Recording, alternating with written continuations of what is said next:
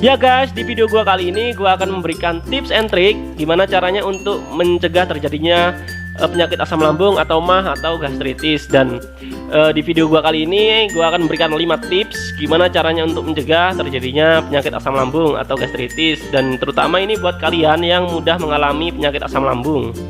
Yang pertama adalah menerapkan pola makan sehat atau mengubah pola makan. Nah, ini seperti apa? Itu seperti makan makanan yang berserat tinggi seperti sayur-sayuran, kemudian juga makan makanan yang rendah lemak seperti ikan, daging ayam.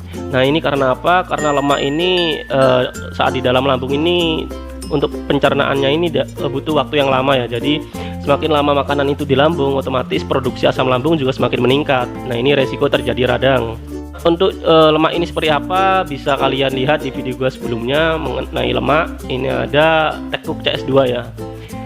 Kemudian juga menghindari makanan atau minuman yang bersifat asam, dan juga makanan pedas seperti apa, seperti jeruk, kemudian juga kopi, kemudian makanan pedas apalagi di Indonesia ya, jadi serba ada sambel. Kalau nggak ada sambel itu nggak enak ya kalau makan. Nah, itu kalau bisa dikurangi. Kemudian juga makan makanan yang mengandung probiotik ya. Ya, itu seperti tempe ini sangat bagus sekali untuk mencegah terjadinya infeksi pada lambung. Nah, paling banyak infeksi ini dikarenakan Helicobacter pylori. Tapi mungkin dari kalian sudah ada yang mengalami ya, gua sudah menjauhi makanan yang bersifat asam, kemudian juga gak ngopi, sudah menjauhi makanan yang pedas. Nah, tapi kok setiap habis makan sakit perut. Nah, itu kenapa ya? Nah, kalau seperti itu guys, jadi gua saranin untuk mengubah pola makannya. Jadi bukan hanya menerapkan pola makan yang sehat itu, tapi juga mengubah pola makan ya. Yang pertama adalah merubah pola makan. Nah, ini seperti apa? Seumpama nih, kalian dalam satu hari makan sebanyak 3 kali, dan itu setelah habis makan mesti sakit perut.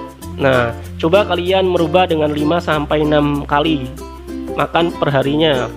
Nah, ini tapi jumlah setiap porsinya ini lebih sedikit. Jadi seumpama yang sebelumnya ini 1 piring, nah ini setiap porsinya ini setiap kali makannya ini setengah piring saja. Nah, karena apa? Karena jumlah yang terlalu banyak ini, jumlah sekali makan tapi dalam jumlah yang banyak ini menyebabkan produksi asam lambung dan juga enzim-enzim di lambung ini semakin tinggi, sehingga memudahkan terjadinya radang. Yang kedua, jangan makan terlalu kenyang guys, karena jumlah makanan yang banyak juga dapat meningkatkan tekanan pada lambung, sehingga cairan yang ada pada lambung ini dapat keluar. Nah, kalau biasanya kalau ke atas ke esofagus ini akhirnya terasa perih ya, biasanya perih pada dada, terasa perih, panas. Nah, seperti itu guys. Yang ketiga adalah jangan makan saat mau tidur. Karena apa? Kalau kita makan kan lambung secara otomatis memproduksi cairan lambung. Dan kemudian kalau kita tidur biasanya ini dapat menyebabkan cairan lambung ini mengarah ke esofagus, yang akhirnya dapat menyebabkan iritasi pada esofagus. Nah, ini biasanya terasa panas, perih, dan juga nyeri. Yang kedua, hindari merokok. Karena apa? Karena di dalam rokok ini banyak sekali bahan adiktif yang apabila seperti nikotin ini masuk ke dalam lambung, ini dapat menyebabkan terjadinya iritasi pada lambung. Cuma namanya orang kan sulit ya kalau disuruh berhenti merokok, biasanya sulit. Dan ya sebisa mungkin lah guys, jadi dikurangi merokoknya.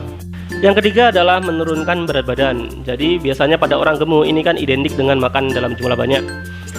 Jadi saat kita makan dengan jumlah yang banyak, biasanya produksi dari cairan lambung juga semakin meningkat, dan jadi asam lambung dan juga enzim-enzim pada lambung ini juga akan meningkat, sehingga memudahkan terjadinya radang pada lambung atau penyakit asam lambung. Yang keempat, mengkonsumsi obat anti nyeri dengan pengawasan dokter. Jadi biasanya orang ini apabila mengalami keluhan seperti nyeri, ini langsung ke apotek beli obat anti nyeri, kemudian dikonsumsi sendiri tanpa pengawasan dari dokter, dan kadang-kadang mereka salah minum dan digunakan dalam jangka yang panjang. Yang kelima adalah mengubah posisi tidur. Nah, ini yaitu dengan berbaring kemudian miring ke kiri guys. Jadi kenapa miring ke kiri? Karena kalau kita lihat bentuk lambung itu kan yang bagian kiri ke bawah ini kan cembung ya.